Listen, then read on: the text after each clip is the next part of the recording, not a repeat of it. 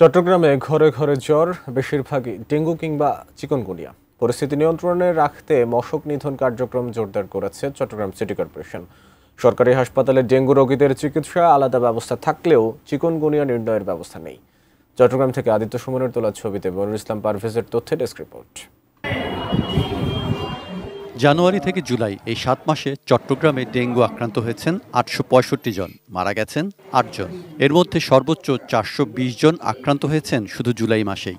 বেসরকারি তথ্য মতে ডেঙ্গুর চেয়ে চিকুনগুনিয়া আক্রান্তের হার আরও বেশি। কয়েক মাস ধরেই বন্দরনগরীর সরকারি বেসরকারি হাসপাতালগুলোতে আসা রোগীদের বেশিরভাগই মশাবাহিত এই দুই রোগের শিকার।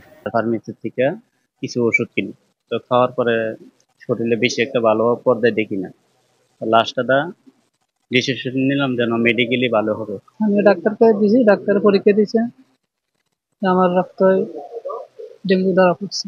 অ্যান্টিব্যাকটেরিয়াল অ্যাডিটিভ যুক্ত সেরা ওয়াটার ট্যাঙ্ক বিশুদ্ধ পানিতে ব্যাকটেরিয়া জন্মাতে দেয় না। চিকিৎসকরা বলছেন পরীক্ষা নিরীক্ষায় প্রতি ১০ জনের মধ্যে ৭-৮ জনেরই চিকুনগুনিয়া ও ডেঙ্গু ধরা পড়ছে।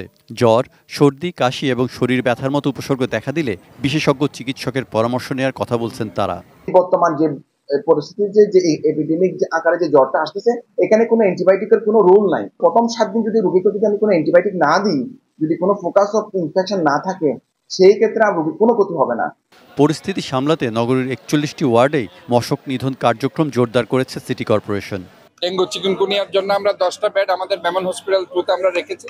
তা আমরা মনে করি যে আমাদের সবাইকে সচেতন হতে হবে, এবং আমরা যদি মনে করি যে আমরা এই শহরের নাগরিক, এটা আমাদের সবার দায়িত্ব।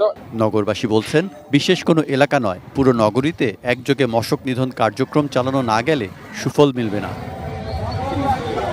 সৈকত Dasgupta, desk report, ATN news.